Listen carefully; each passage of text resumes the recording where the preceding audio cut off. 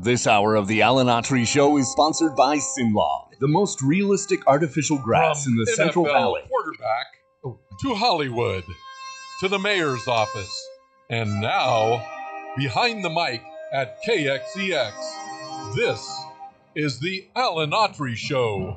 No retreat. And so, my fellow Americans, ask not what your country can do for you. Ask what you can do for your country. Mr. Gorbachev, tear down this wall. What the hell's going on out here? Everybody clapping out there. Nobody. That the only thing we have to fear is fear itself. Today, I consider myself the luckiest man on the face of the earth. I'm not fearing any man. Mine eyes have seen the glory of the coming of the Lord. So, 5 seconds left in the game. Do you believe in miracles? Yes! Unbelievable. We are live. We are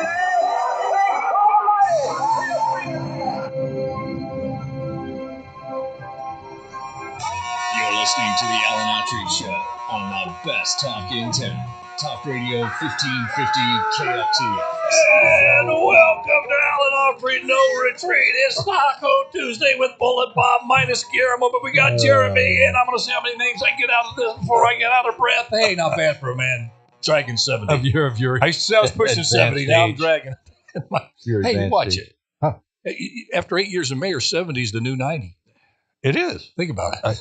Well, you know, I don't feel a day over 90. when my dad was 55, I'll never forget this. When my dad was 55, I thought, man, Gosh, this guy's older than Methuselah. Oh, man, he's weathered. I can remember when like 30, 35. Remember the old mantra of the 60s? Don't trust anybody over 30. Timothy O'Leary. I mean, it was man. But those guys put a lot of hard years. But you ever look back at movies in the 40s and 50s, and you see the actors, Gary Cooper, Humphrey Bogart, men, and you look back, and when they made that movie, they were like 34. They just looked Jimmy older. Stewart. They looked older back then. They just worked harder. Yeah. Well, it's Taco Tuesday. Everybody's ready for Taco Tuesday. And thank you all out there, Autry's Army, because Misho Susho. And lately, we've just got a big jump in viewers and listeners. And something has happened. I don't know what, but you folks have been talking to folks saying that you kind of like the show and just appreciate you so much for doing that because, like I said, we're not a radio show. We're a movement, as they say. Today, Fresno and the smaller hamlets around the country. Tomorrow, where? The Virgin Islands? We'll take over the Virgin Islands. Paris, France. Yeah. We'll be there. Time. The biggest communist-free stronghold in the free world, Paris. But we got to check in with Chewy. Chewy, he loves Taco Tuesday. He listens to us every day. But Taco Tuesday is his favorite time. Chewy's online. Isn't that right, Chewy?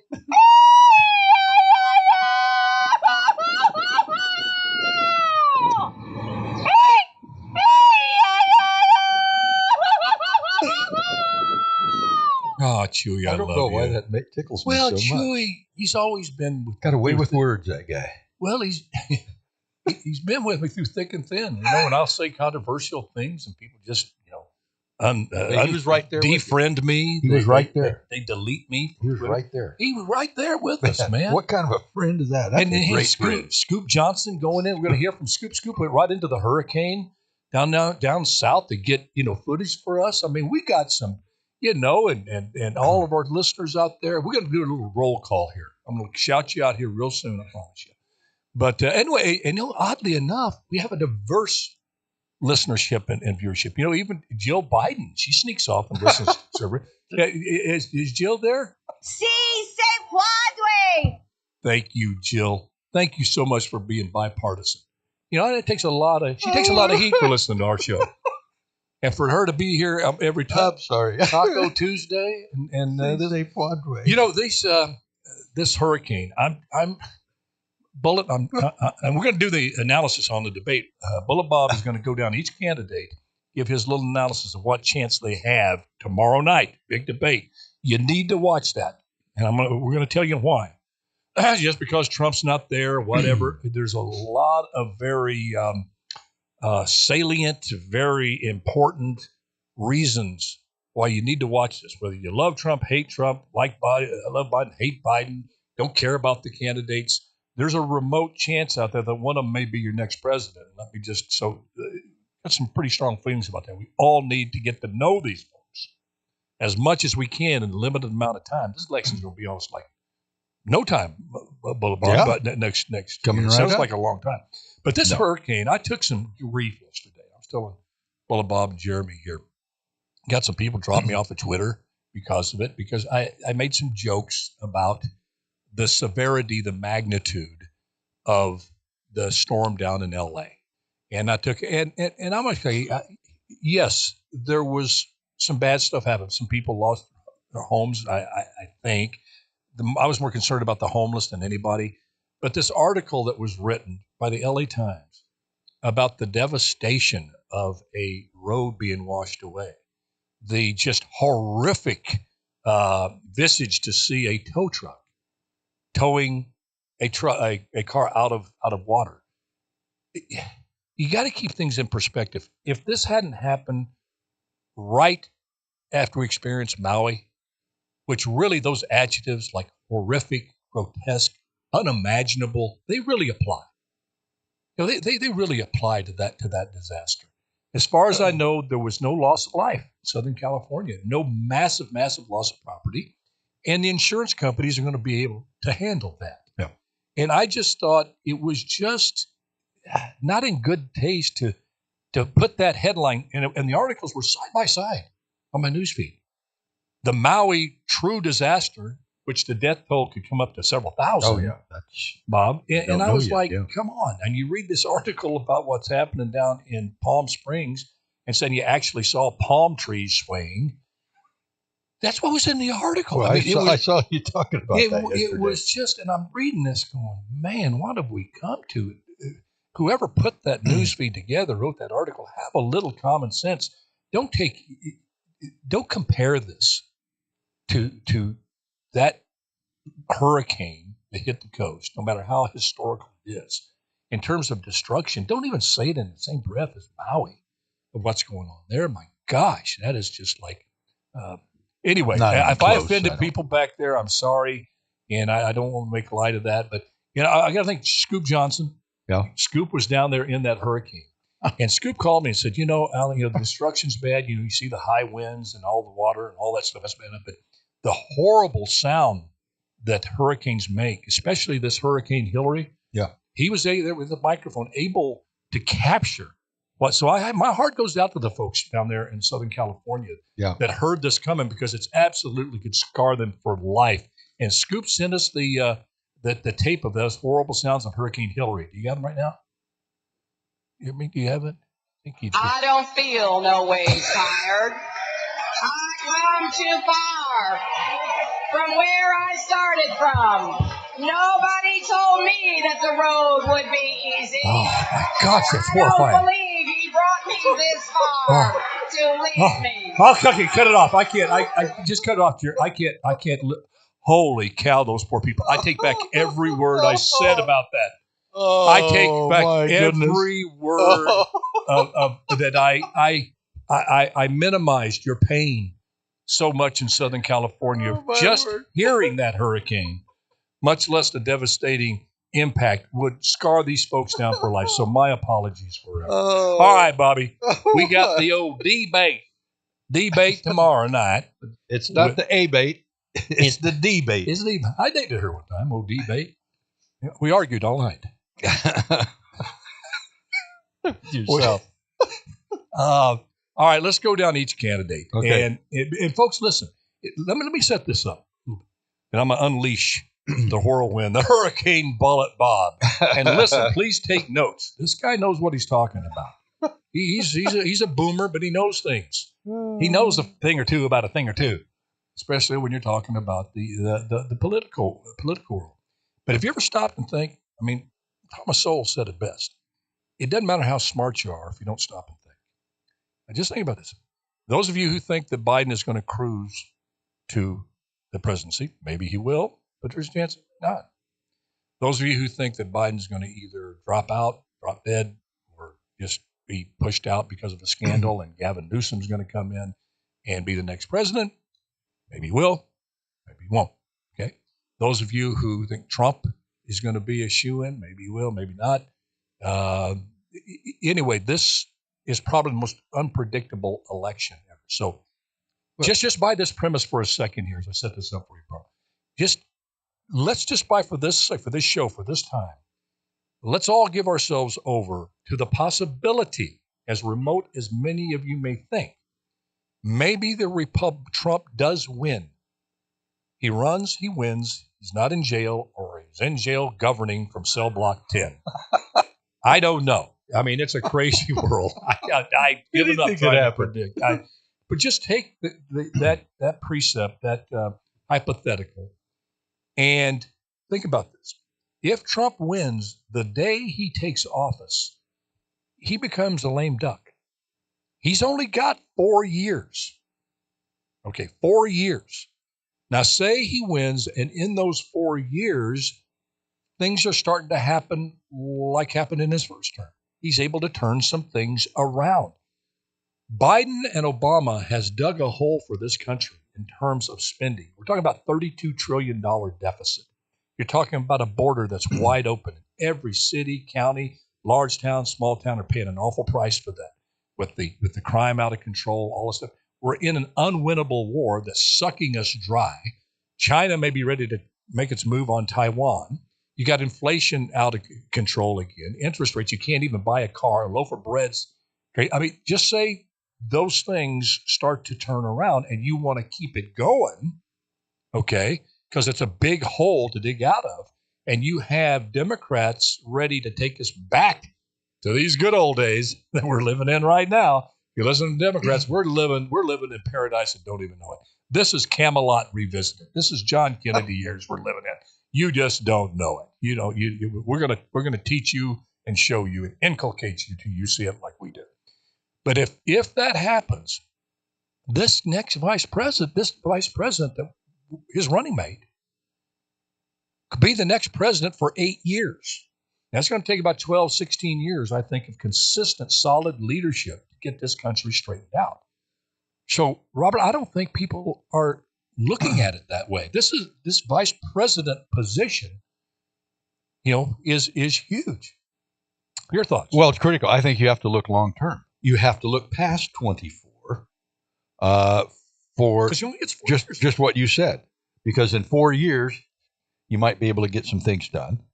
But then does it revert back if another candidate comes in and wins in 28? Now you're back to square one again. Right. And don't you agree that he's probably the best he can do is get some of these good things started in 4 years? Yeah. He's not going to get good and wrapped up. I mean, no. How do you take down a $32 trillion deficit? But I interrupted you. Go ahead. I'm sorry. So you're exactly right. So the VP is critical because again, you have to look more long term because it didn't happen overnight. Well, kind of did, but it's going to take. It's easier to go that way than it is to fix it and go forward. So it's going to take a lot longer to clean that up after what's happened in the last few years. Now, before we get too far into this thing, I want to ask your opinion. Trump's not going to be there tomorrow night. Mm-hmm. Is that a good move, a bad move, or a so what move? I think it's a good move for the country for this reason. You hear it said a lot. It's the best phrase I've heard. I wish somebody would come up with another one, but he does suck all the energy and air out of a room. It would be the big elephant in the room with orange hair coming in there. And everyone would either have to pick your team. You're going to go after Trump, like Christie, or you're going to defend Trump. But all eyes would be on him. And I think the public would tune out the others. And I think and here's the deal. And some people and what does he have to prove, I guess? Here's the point. When I ran my second term, I didn't campaign. And it wasn't out of arrogance. I didn't ask anybody for money because usually second terms, people go out and want to build up a war chest. I hate asking people for money. I hate it when I ran the first time. Second time, I had what I didn't have the first time, which was a record. So my mindset was, look, people have had me for close to 4 years. They're either going to like me, like what we're doing, like the direction we're going, they want to keep going, or they're going to hate what I want to do. But they me telling somebody that didn't like the direction we're going, hey, I come on board. I'm going to do things differently. They saw what I did, how I did it, and it was there for the people. So why campaign and waste money when I got these issues in Sacramento on water and stuff issues and stop all that to go do a campaign? I think Trump's in the same situation. He has a record, and I don't think there's anything arrogant to say, hey, look, I'm going to give these other guys a chance. And then if he was smart, gosh, I wish he had some. I'm not saying he didn't have smart people around him, but just doing a gesture like this. He said, I have a record, and I'm not going to do it. Guillermo does a great one, so I'll just throw it out. Okay. I could do a Walter Brennan. But he's not running. But what if he said, look, you all know what I've done. You either like me, don't like me. You know what I'm going through. It's going to mean something to you, or it's not going to mean something to you. You're going to back me or not back me. These other candidates, probably one of them is going to be my vice president. Okay, probably. So all the time I would get on this debate, and you already know me, I want to give back to the candidates. I want to give my airtime back to all the candidates in equal measure. Even Chris Christie, who hates my guts, who's going to be crying like a baby I'm not there because that's the only reason he's running to come after me. Chris, you can have my time to bash me if you want to. So I think it's a good thing he's not. Well, it would be nice if he would do something like that. But that's certainly not his personality. It's not in his mindset. To him, everybody's an enemy unless you prove otherwise. But I'd like to go down this list of and by the way, did you see that Larry Elder, one of those who was running for president, did not make the stage. Did not get invited to the debate because RNC said he didn't meet all of the requirements, and he said, and Larry Elder, who I really respect, this man he says a lot of great things. He was a radio talk show host in Los Angeles for years and years, written several books, but just a real bright guy. And he said that they disqualified him because he used, you had to have so many percent in polling. Right. And he said he was disqualified because he used a Rasmussen poll. And the RNC was not going to validate a Rasmussen poll because the Rasmussen polls were used by Trump too often. And they didn't think that was the way to. So he had all the signatures and the money. So. That's why he's suing the RNC. Oh, he is? Yes, he's suing the RNC for not allowing him to get into the debate, even though he supposedly checked all the boxes for the qualifications. And I think Larry knows that he really doesn't have a very good chance of winning the nomination. He's got a zero chance. But he addressed that the other day, and I follow him on this, and I support him for this. He says, I think I have a voice and opinions that resonate with a lot of people. And I agree with that. I mean, just having him on the stage, the way he speaks, the passion, the articulation, I just think it's a shame. I wish he was on there, but the rules are the rules. And, and if the RNC misbehaved in some way. Now I'm going to give you. Let's take a quick break. Okay, yeah. And when we come back, we're going to get your analysis. Okay. This is Alan Autry, No Retreat Taco Tuesday with Bullet Bob Leone. Stay right where you are. Don't you turn that radio off. Don't you click that machine in front of you. I know where you live. I'll come get you. Well, you know the state. Love y'all. See you in a bit. I know the city. Better on through the jungle.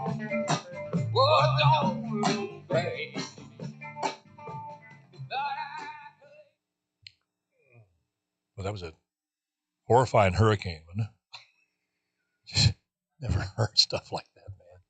I'd be running for cover. Oh, my word. Scoop Johnson did that. While he was flying, the hurricane had him up in the air. He's twisting around, and he was phoning it in. He had caught up in a palm. Well, he had the cell phone out there, so we could hear all that flying up above the palm trees. That's dedicated. We got dedicated people in Autry's Army. Oh, Ukraine, they crane, we all crane. Crane in their neck. You see Zelensky and his F-16?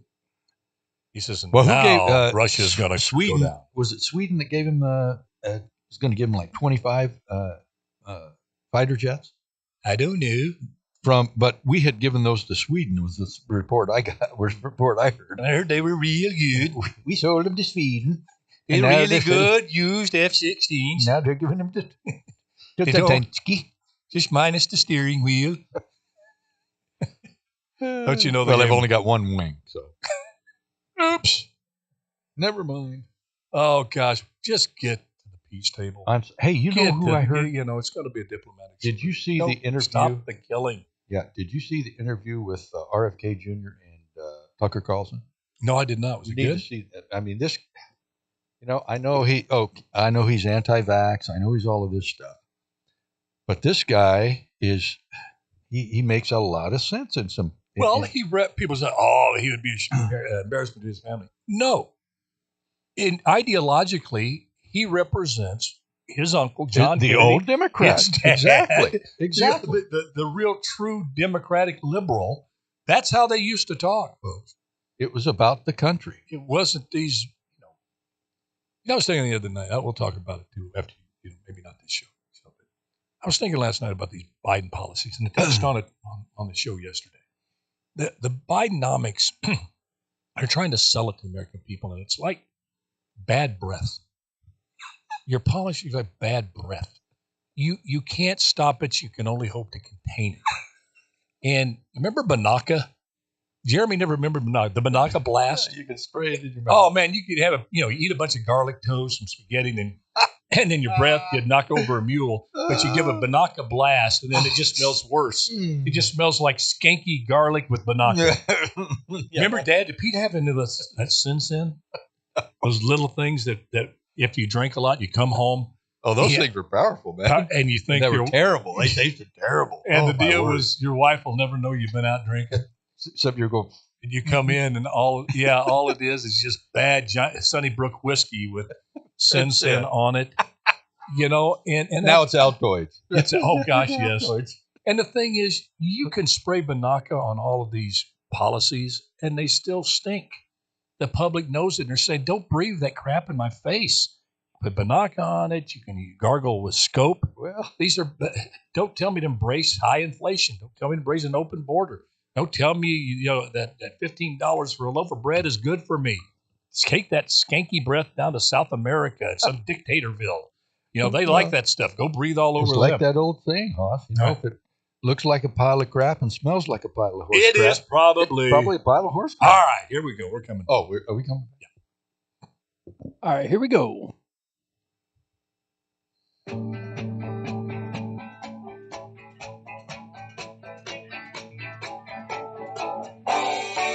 This hour of the Alan Autry Show is sponsored by Simlaw, the most realistic artificial grass in the Central Valley. Did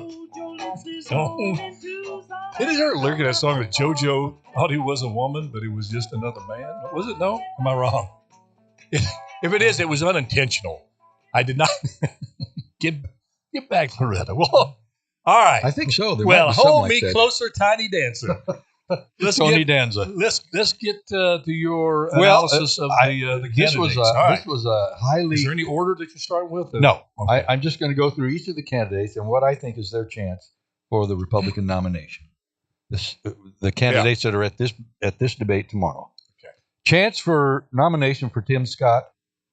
None. Zero. Zero. Okay. Nikki Haley? I'm not thinking so. Ramaswamy. 5'8". Might have a chance. Standing at 11%. Some got a chance. He's nipping at old DeSantis' heels right there's now. a good shot at a VP for him. I was thinking same thought. If Trump gets in. Old decrepit minds think alike. I was thinking about that last night. Exactly. Chris Christie? No. Mike Pence? No. North Dakota Governor Doug Bergen? No.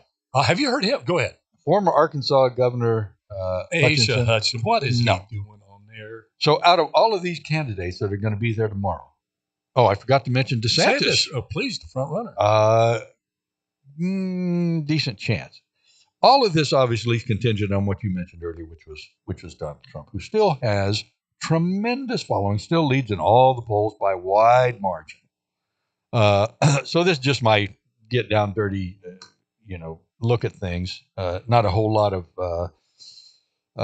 real depth, but just skimming the top, which maybe I shouldn't do. But I mean, come on, some of these folks don't have a snowball's chance. But isn't it a great chance? But thank God we have the democracy that we have, that they can at least get out there and declare. Yeah, and I don't dismiss the number as much.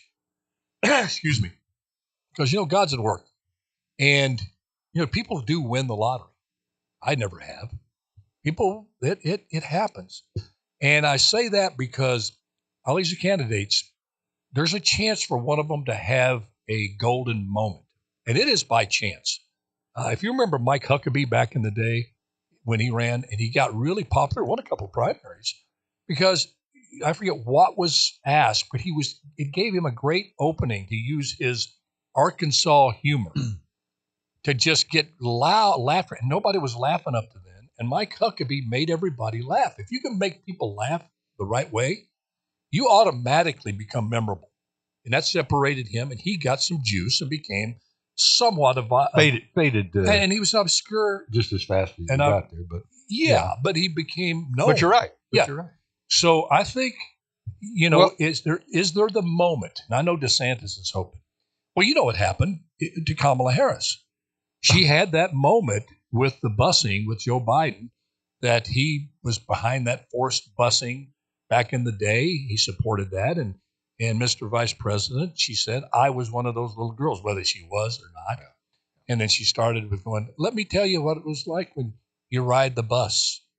You ride the bus because it's a bus that goes through time.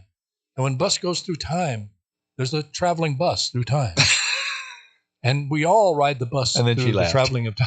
No, thank goodness there was a time limit. And she had that moment, which now again, as you said, as quickly as she got it, she squandered it. But I think all of them are looking for that moment. The one I kind of chuckle because, I like him. He's passionate, probably a great guy to hang out with.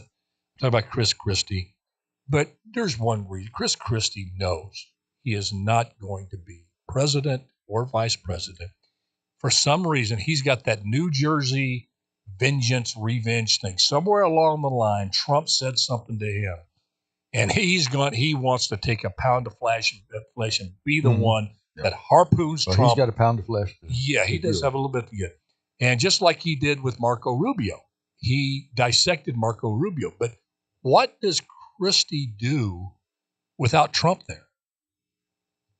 I mean, he's going to look for a way to veer a question. And Martha McCallum and Brett Baer are going to be the two moderators. Right. And they're not going to let people go there. I mean, I'm sure there'll be a question about Trump. Yeah.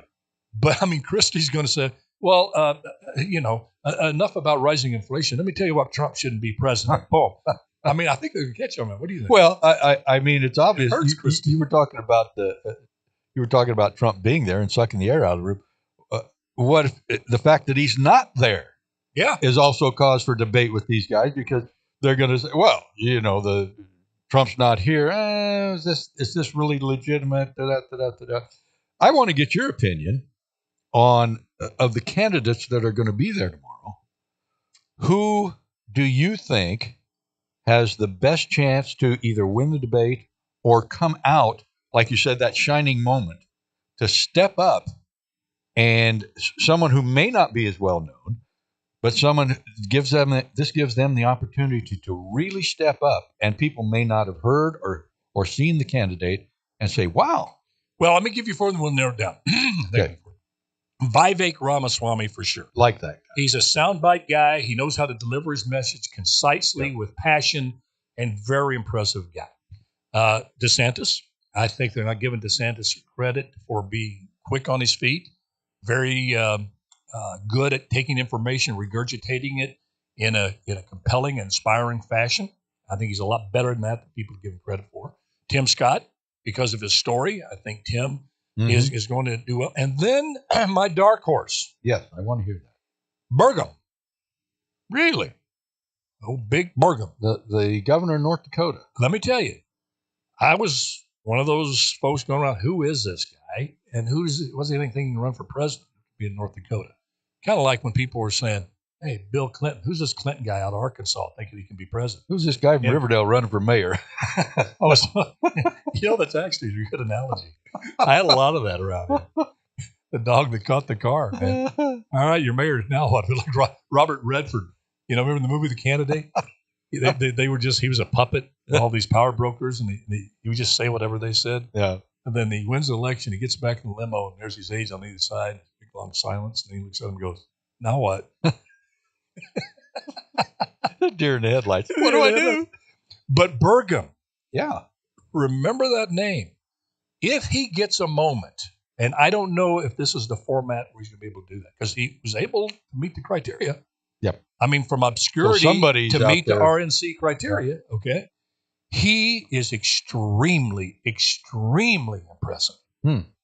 I mean, enough old school. You look at him, he looks like a candidate. And let's face it, we're in a visual world. I mean, do you look like a guy that want to? I mean, I hate to say that, but I mean, I think it started with Kennedy. Most people listened to the debate with Kennedy and Nixon, thought Nixon won it, who listened on radio. The one who saw it on TV picked Kennedy because he was a good-looking young dude. Yep. And this guy looks like a young Mitt Romney that's really conservative, yet his policies appeals to young people. And I think he is going to be a player. I tell you, I think the Republican bench is deep. I really do. And I'm speaking from an independent. And there was a time where they were really weak. They were thin. The Democratic Party, I don't know what kind of bench they have. It's like Joe Biden, Gavin Newsom, and then what? I'm sure there's Kamala. Okay. But I think Burgum could. Interesting. But I'm going to have to watch him tomorrow. Yeah. But Bobby, if I had to handicap this of who's going to have a moment and who's going to stand out, that the format fits them the best. And it's still not a slam dunk that this will happen. But I think if you handicapped it, most people that have followed these candidates, watched them a lot like I have, because I don't have a life. I used to have a lot of hobbies. I'm just like a political junkie. What happened to me? But then I think Vivek Ramaswamy, he's saying all the right things. Yeah. And I was thinking about Trump the other day. You say you got to get the right friends. Trump continues to make the right enemies. He does that. Well, he's good at that. But they're the right enemies. Oh, okay. Who wants Adam Kinzinger on their side? Who wants Liz Cheney on their side? Well, that's true. Don't think about it. Okay. Who wants, anyway. Do you think the country is tired of all of the drama surrounding Trump? Do you think? I think, when I look at in Orange County Housewives is in like 15th season, and all they're doing is getting drunk and fighting at each other and pulling into people's hair and throwing drinks in their face. And sleeping with other men. Sleeping with other men left and right. I'm going, when are people going to get sick at that? And the depressing answer is, I guess never. So, until this internet of this Twitter wars and all this stuff, we have got to, as a society, get used to it, learn how to be more civil, that we teach our kids, which, to be more civil. And I'm going to draw a connection. I hadn't planned on going there on this, but let's see. We got time to, let's take a quick break, Pearl, and come back. We can talk about this a little bit more. Okay. But I want you to say about, all of this drama and all this conflict and all this crazy stuff going on. It's pervasive in society, and our kids have been taught it from a very early age and being reinforced. And nowhere do we see that more glaring than college football. When we come back, I'll explain why. Yeah. Inside I'm blue.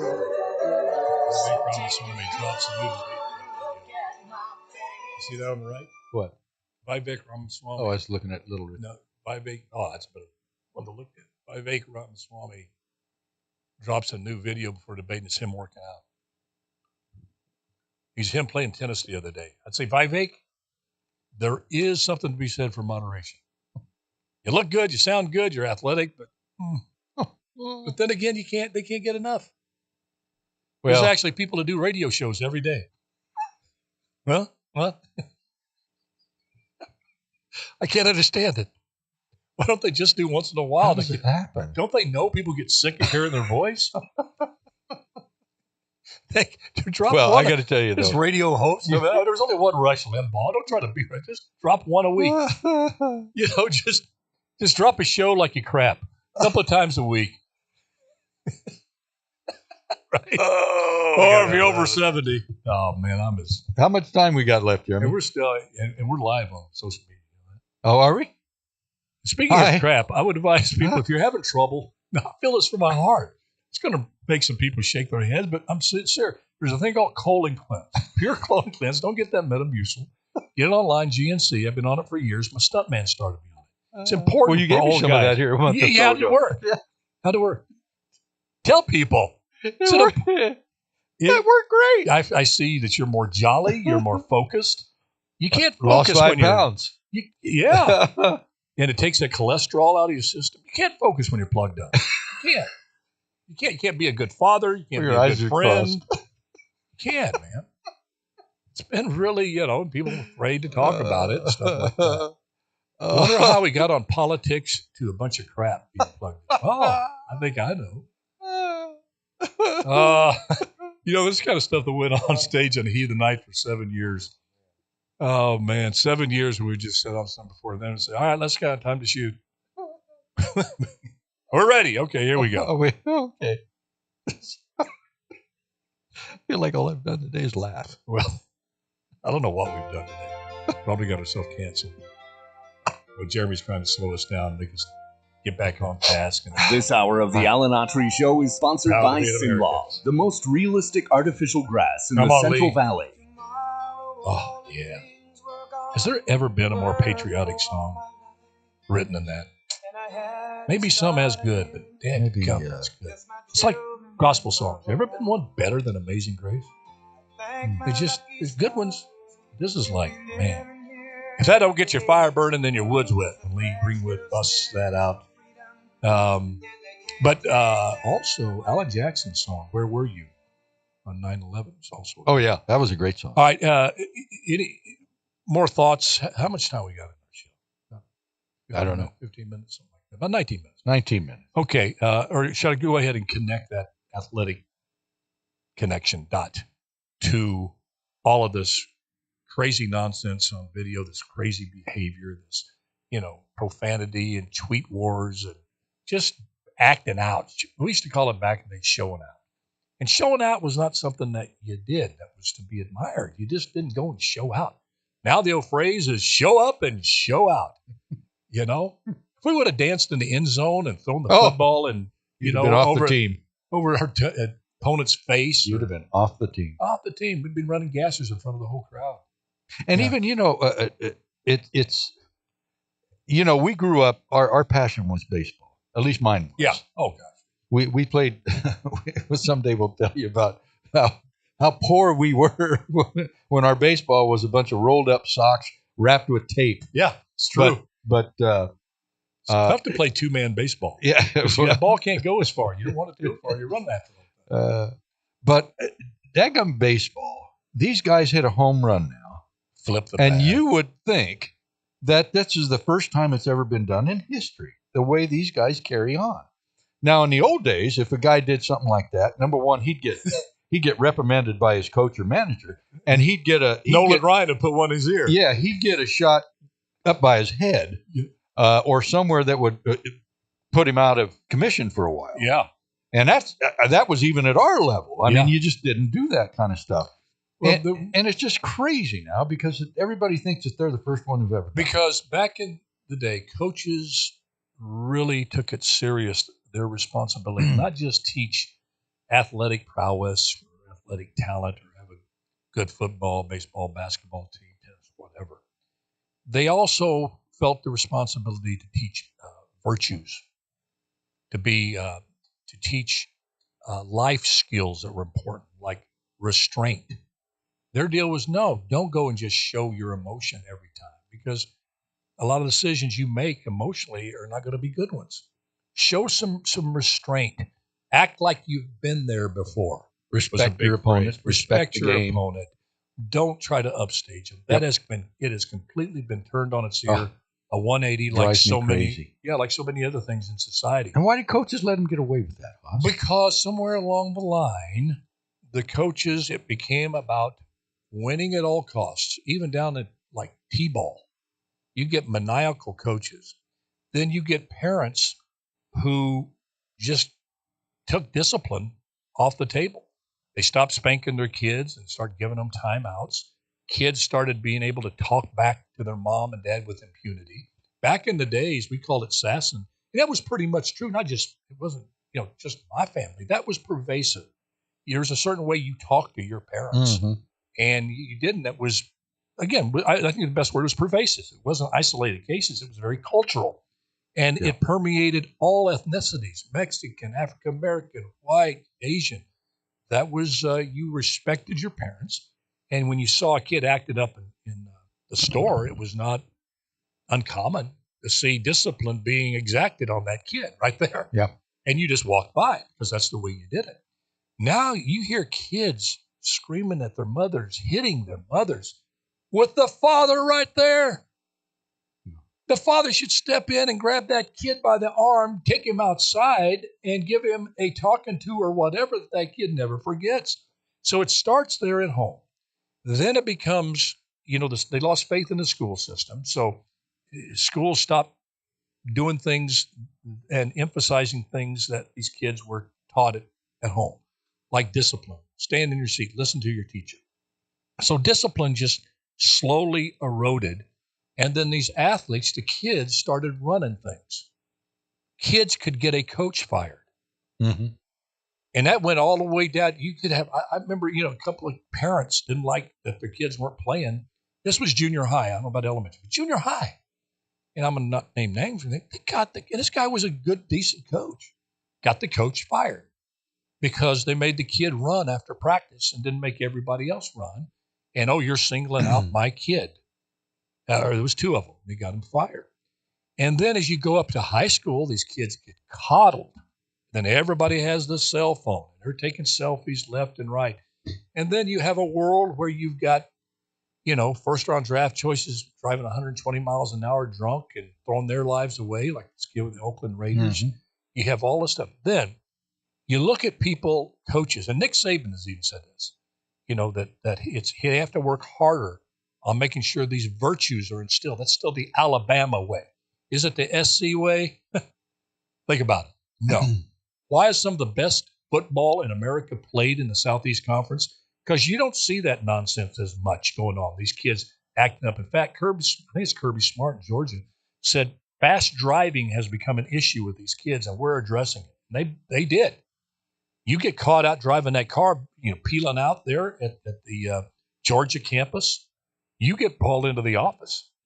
And they catch these things before they start. No wonder they've dominated the scene. Why don't you see bench clearing brawls in the SEC? Because those coaches, they respect each other. The parents are in the stands going, that's not what you do. Now compare that to Deion Sanders. And he's not alone, but I'm going to pick on Deion because I met Deion, and Deion knows better.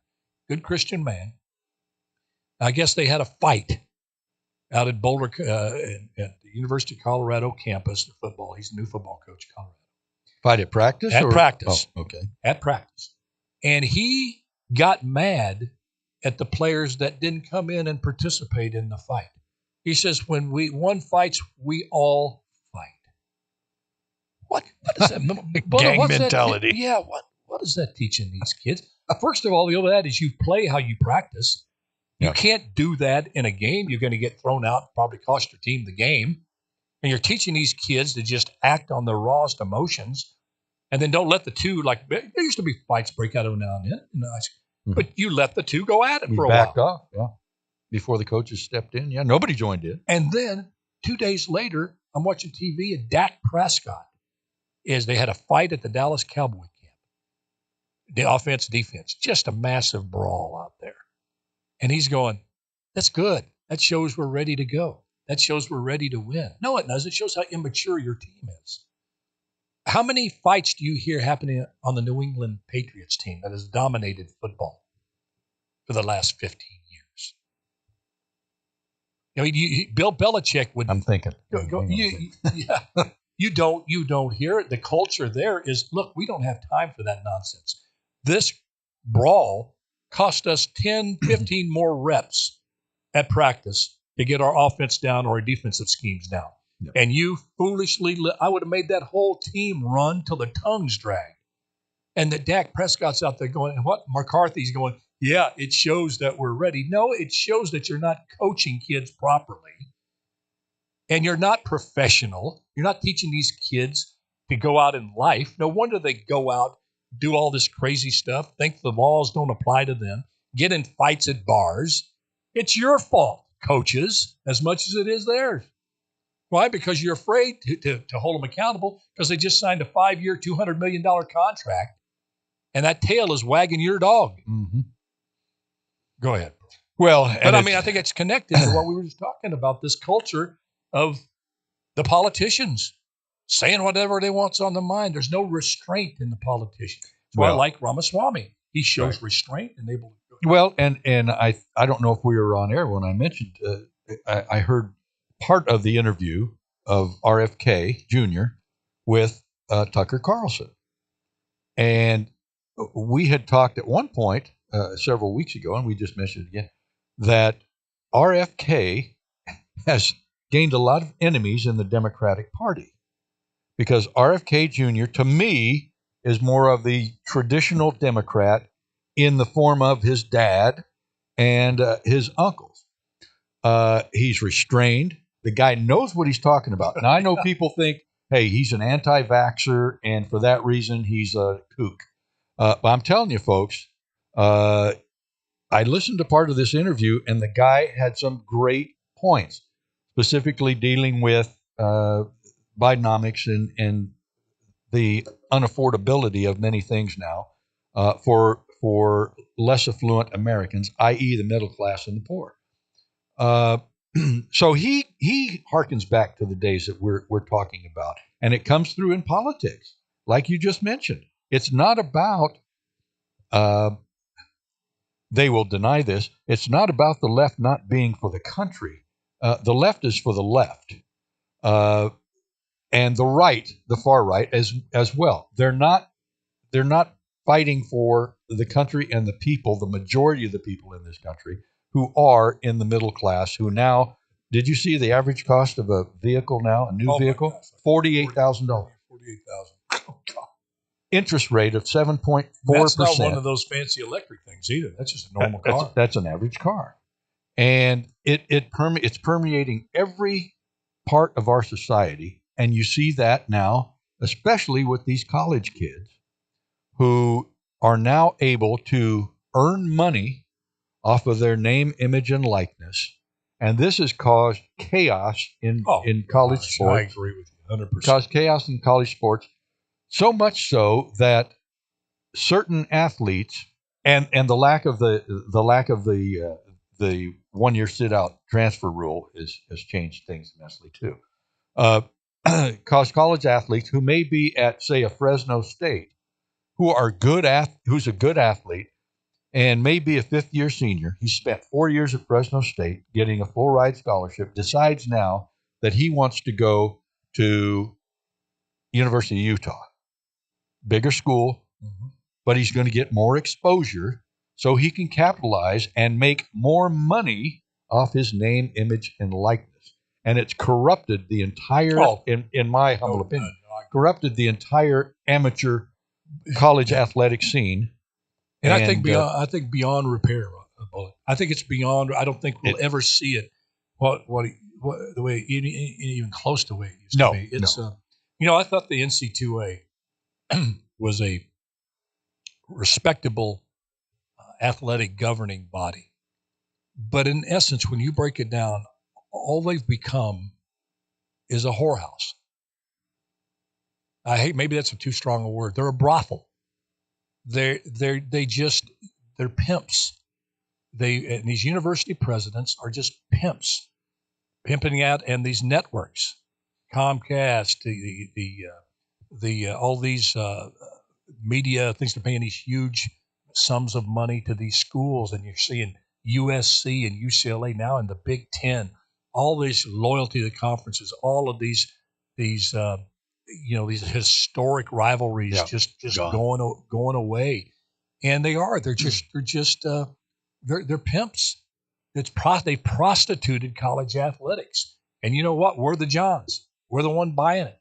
We're the one buying the tickets, these outrageous tickets that you can't even go to a college football game anymore because it costs so much. You see what it costs Fresno State? You can't even take your kid to a college football game. And, you're absolutely right, Bob. It is not the game it used to. I used to feel good watching a college football game. It was just kids out there. And they were getting paid. It's called a paid education. Yeah. Education used to be valued. Free education. I got a full ride at UOP, and it was $40,000 a year. I mean, I got $160,000 worth of education. Now I have a degree in something I know nothing about, but I still got the degree, and that allowed me to run for mayor. It allowed me a lot of options in life because I finished college. But a lot of doors for you. That's for yeah, sure. For me as well. I mean, we certainly, and what we went through when we were kids, and we were, believe me, we were middle, lower, if anything, and I couldn't go to Fresno State now. If I had to go now, I'd have to work full time. I didn't qualify for loans. Yep. I was not. Yeah, I wasn't that smart, but I guess I. Well, no, and you were cutting that lower middle class. Yeah, it was the ones that kind of fell through the cracks. You don't qualify for welfare, and you're not rich enough to get corporate welfare. Yeah, so you're on your own. You fall through the cracks. Sound familiar out there, folks?